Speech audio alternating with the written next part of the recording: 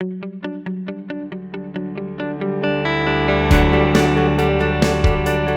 guest this evening is Reuben Singh. He's the CEO of alldayPA. An entrepreneur is not necessarily somebody who's just in the field of business.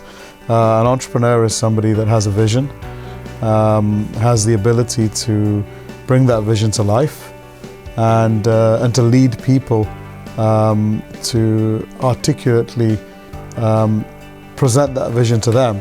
Like most people in business, as you go through the pains of growing a business, there's always going to be, success and failure go hand in hand. We succeed on a small scale and we fail on a small scale every single day. Entrepreneurs, when something, they're like mothers and fathers with their children. If anything excites the children, they'll instantly, impulsively want it.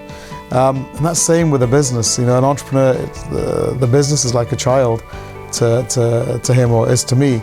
And if you see something, you get excited. Sometimes those impulsive decisions in business can go right, but more often than not, they can go wrong. I always compare our businesses, or all my businesses, to cars.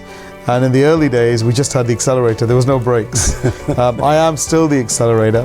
I still look at growing and expanding and bringing our staff's visions aligned with ours, with mine. But you also need the brakes in the business. You also need the energy of youth and the experience of age. Every entrepreneur I met, the first thing they tell you about is how many businesses that failed in. And I met a multi-billionaire. They call him the father of fiber optics. And he's proud. His opening speeches is how much money, I think he had 7 bankruptcies and lost billions for his investors who stuck with him. As an investor now as well, side by side to running our own businesses and growing my organization, I do serial investment. I invest in entrepreneurs. But the ones that I seem to have more of a connection with are ones that have tried and failed and want to try again. But most of the times I've found there's been problems with businesses. It has been cash flow, and also it's been the recognition of that you've made a mistake. And you find that if you unravel a business that's in trouble, it always comes down to a decision which, before you say it, the entrepreneur themselves knows that was a wrong decision. Some of the times that I went through in business were extremely lonely because you lived in this opaque bubble where you didn't let anything or anyone in because you're fearful that if you say to your staff or your suppliers or your customers or your investors or your banker that actually I've made a wrong decision. I have to say that I think that it was only very recently that I realized that you can never steal somebody's business. We all know how to bake a cake. We all can get Jamie Oliver's book of recipe and try to make a pasta. But could me and you make it like he does? He gives you the ingredients.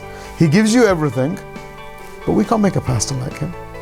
Unfortunately, a bit of magic, isn't it? There is something. You can't. And entrepreneurs in Britain, more so the British culture, they don't want to share. They're scared. NDAs, for example, non-disclosure agreements. Yes, they are needed sometimes, but if I was to sit down and explain everything we do in our business, how we do it, would somebody be able to do what we do? I'm Reuben Singh, I'm the CEO of alldayPA, and I've been an entrepreneur now for about 20 odd years in business. What I've learned from my experiences is simply have humility, be humble, recognize your strengths, but more importantly, the strengths of others, and your weaknesses. Have determination, have absolute determination to see through to your goal. Never get disheartened. Every day is a second chance, and be sincere.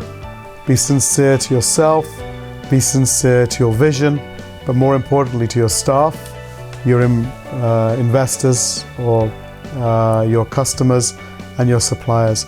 And more than anything else, think big. We're in a global village. The world is literally a click away.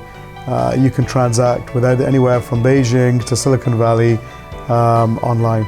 So think big, set high standards for yourself, and don't think that owning or running a business or setting up a business is easy. It's going to be very difficult. You will probably fail, or you will fail more than you succeed. Failure is good. Accept failure. You learn more from failure than you do from success.